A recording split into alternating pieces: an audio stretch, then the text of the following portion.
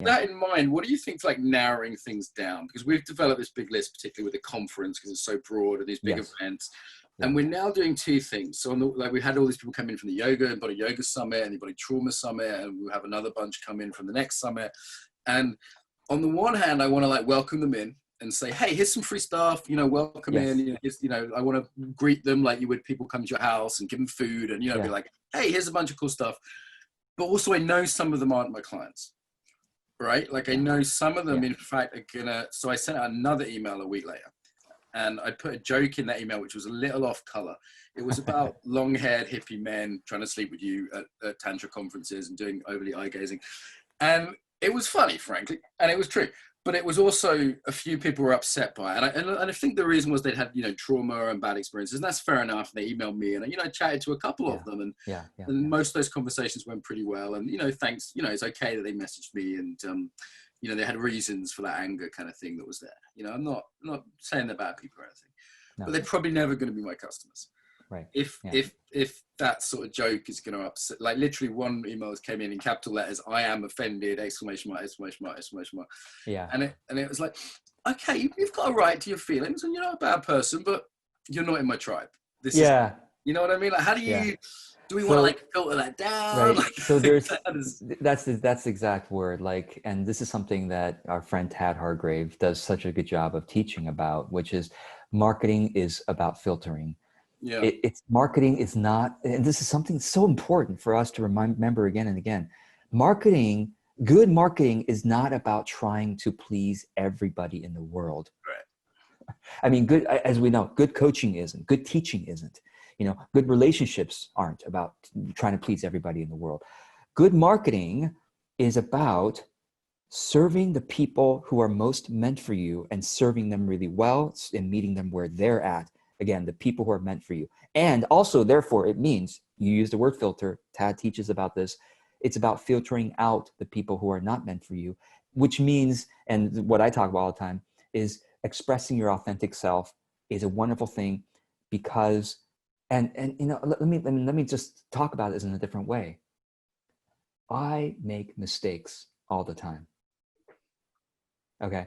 And the other day I recorded a group call. It was with some of my clients. It was, maybe like 24 of my clients.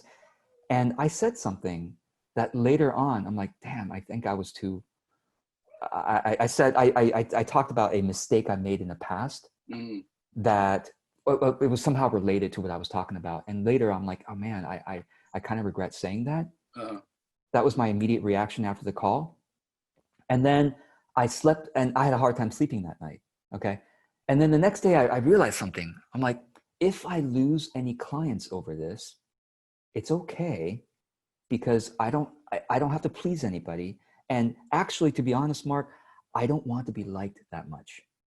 Yeah, I think wanting to be liked is a huge barrier to authentic marketing, right? Yeah. And just authentic relationships. Right. Like if I'm trying to please, I can't serve. And if I'm trying to please, I'm always going to be holding part of myself back. So real connection is impossible.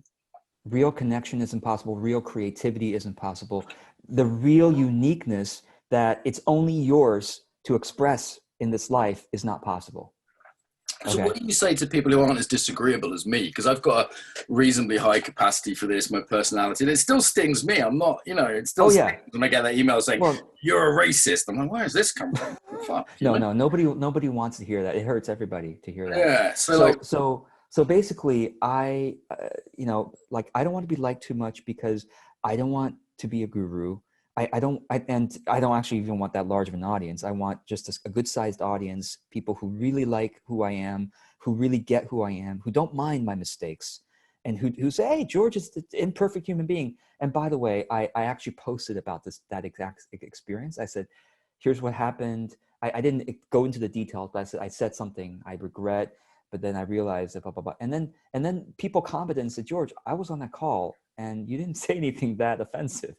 Like something like we always have to remember is the negativity bias is strongest within us too. Like we are so sensitive to the mistakes that we thought we made. People just go, I think about it as well, though, like socially, if we grew up in little caves with 100 monkeys in, it's like if one of those 100 monkeys hated you that was a problem when you had a home. That's a big problem, because but when it's if you get ostracized by your tribe, you literally die in the wilderness. And even one person in that cave trying to undermine you and telling the person want to marry you an asshole, and you know what I mean? Like, that's dangerous. Like, one person can do a lot of damage in the social system that you're deeply, you know, with 50, 100 people. And that's how we evolved. So we have that within us. Yeah. Yeah. And we're applying that within us to this weird internet situation where it just doesn't make sense anymore, because there's so many more monkeys out there, you know? So. You can have 1 million people hate you. And even if there's, you know, 1,000 people who love you, that's all that matters. I mean, by hate, that's a little too strong. But let's say you turned off 1 million people. Like, oh yeah, that guy's not for me. But 1,000 people love you and your work. That's all you need. So back to this question of, well, how do we deal with the guy calling you a racist? Yeah, for more sensitive people especially as well. Some of my students are so scared of this because they see some of the stuff that gets thrown at me on Facebook. They can see it because it's public. And they're like, I never want to be in that position. It terrifies me. Okay, I'll tell you something. It's going to happen if you want to do any kind of online marketing. It's going to happen to you at some point. It might not be as hateful as you're a racist, but it might just be some comment that's like, yeah, it made me feel a little uncomfortable. It criticized me in a way, even if it's subtle. Okay, here's what I recommend. Like, we all need a policy for dealing with disagreeable comments. Okay, and here's my policy. If the person is willfully trying to hurt me, okay, if they're being a jerk willfully, then I block them. Yeah, delete them. And it's okay. Ban them, block them, whatever it is that platform has, or unsubscribe them. It is your right, and it's also important for your mental health to do this. To say, oh, you know what? I'm going to consciously say this person is not part of my tribe. And it's nice when you've got a clear line like that, because you don't have to think about it. Like, I have a clear line, which is anyone can disagree with me online, but if they insult me or anyone else in the discussion personally, they get one warning, and if they do it again, they're out forever.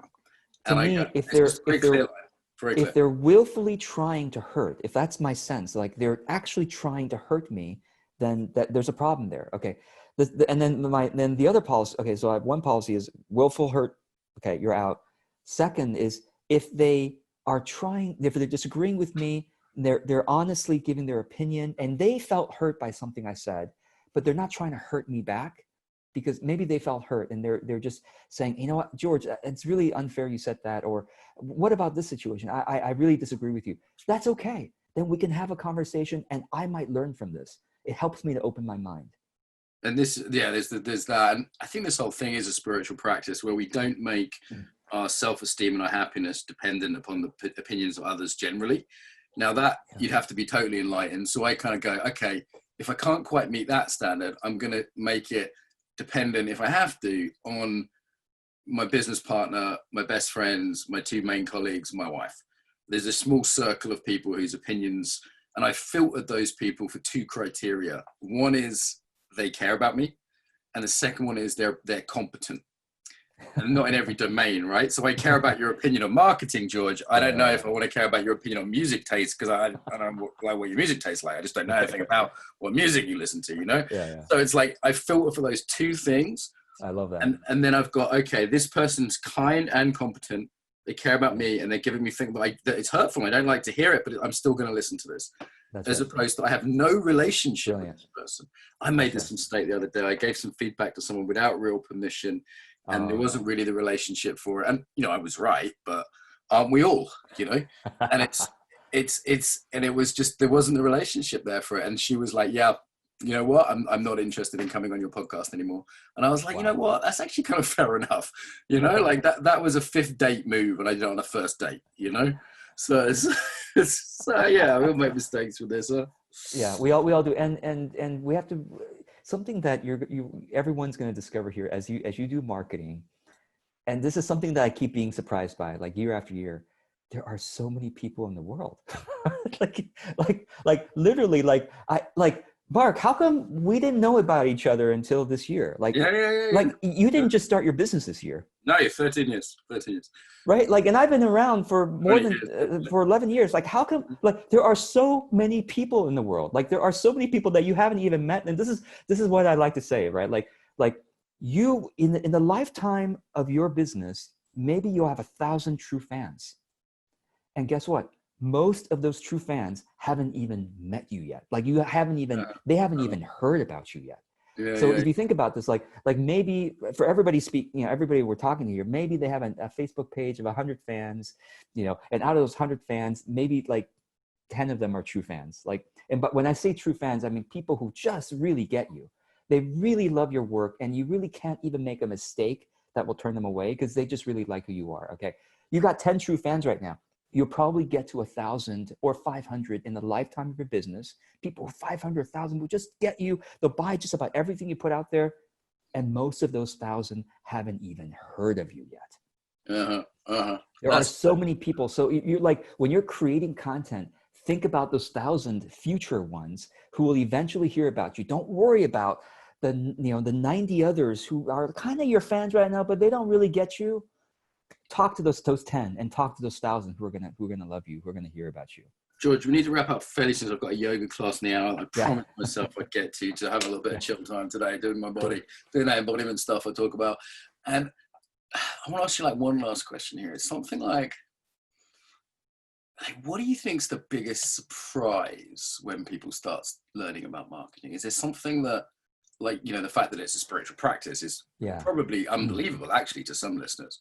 And it's for other listeners, it's on the tip of their tongue. That was a surprise for me. Another surprise was I would meet really decent human beings like you and Tad. I like talking to you and Tad. And what do you think is some of the biggest surprise? I kind of want to it's like here in me. It's like what opens or blossoms as a surprise with this stuff. I spend money. I spend money on Facebook ads. Most of the money I spend on Facebook ads is not to sell stuff. It's actually just to bless people with content. It's not that when you see a Facebook ad from me, most of the ads are just, this is some helpful, inspiring message. The biggest surprise for me has been that marketing most of the time is simply a ministry. Ministry? Okay. What do you mean by that? Ministry, meaning usually people think, marketing, I got to sell something. I got to make money. That's like the typical equation. To me, marketing, because you got to think about this. Community building? You could say community building, absolutely. And you could say ministry, community, but even if they might not even join your community, that's the point. Yeah. Like most of our marketing, when it's done right, it's just simply blessing and helping and inspiring people. That's it. I mean, like Mark, most of the people who listen to this podcast might never buy from you. Yeah, 1% maximum. And you know what? I'm okay with that. I'm really okay with that. I'm not thinking. But you got to realize, like if we look at, and again, just back to the spiritual, we look at the lifetime. Like when we do our life review at the end, you're gonna see all the people you helped with that one podcast episode you put out, or that one Facebook post that they never even followed you. Maybe they just read that thing and somehow it shifted the trajectory of their day, which then shifted the trajectory of their life a little bit. You have no idea how many people you blessed. Like today, right? Someone could listen to this, and as a result, it lifts their mood because they thought it was funny, and they don't beat the shit out of their kids tonight. Someone else could listen to this, apply it to their business, make $1 million, and end up, using that to help people. Someone else could listen to this, and it's stops them killing themselves because they see a new direction for their business. We just don't know. You've got Golden Gate Bridge behind you, we just don't know who's walking across that bridge right now, and what if they're jumping off or walking to the other side. And it's and it's also the reason to share rather it's than also the ripple. Yeah, it's like someone might hear something you say and then they might just say one thing to somebody else who then goes on to save someone else's life. I mean, you don't know the ripple effect. That's what surprises me the most, and that's what I keep holding on to. I first realized this for the podcast. I went to New Zealand on holiday with my wife, and we put it out on the podcast, and we ran out of money. As much my wife ran out of money, and I didn't have any money, and I'm in New Zealand, and I've kind of got no money, and people were letting me stay in their house who listened to the podcast. Oh, wow. And this was, we'd blown loads about this big trip to Japan. It was like a once in a lifetime 3-month trip. Wow. And someone picked me up from the airport. Chris, actually, if you're out there, Chris, hey, Chris. Someone picked me up from the airport in Sydney and saved me $50 for a taxi. And someone put me up in their house for a week in New Zealand and showed me around and tipped me up. Hey, Matthew. And it was like, well, I didn't expect that from the podcast. Yeah, you know, that was never my intention when I started the podcast 2.5 years ago, to get free lifts from Sydney Airport or free accommodation in Auckland, you know. Yeah. But it's funny how it does come back to you. And I think there's almost like, if you start any marketing that's driven by, I'm trying to get something, people feel it and it doesn't come back to you very well. Whereas if it's genuine giving, there's a magic at play there. I really think there is. The shorter term you need something from somebody, the more you have to manipulate them. The longer term you're seeing the relationship, the more you can be authentic and just relate to them out of genuine interest, genuine caring, because you know that, hey, you're going to be together for life, you know? So, yeah. Great. And where do people find you online, George? And your website? And like, what's a couple of things on the website people might want to look at? Because there's a lot on there. So I would just say Google my name. Google my name, George Kao. I'm grateful that I'm well SEO'd for George Kao, my name. And then just find me, watch me or read me wherever you want it. Like some people like YouTube. Some people like to read articles. You Google my name, you'll see all of it there. Basically, if you go to my website, there's two things you could read. My best articles about marketing, they're all in one place. And then my best articles about what I call joyful productivity, which is working with joy, working with peace. Those two things are right there on my site. So, George, really appreciate it. I'll be seeing you in the bath again at some point, no doubt. Always welcome back on the show. This has been fun and useful and stimulating as ever. So, George, thank you. Oh, it's Kao, K-A-O, just in case people are hearing that. Thank you. If you're That's Googling my last name. K-A-O. Yeah, and George is George. George, thank you so much. Thanks, Mark. Cheers, mate. Pleasure.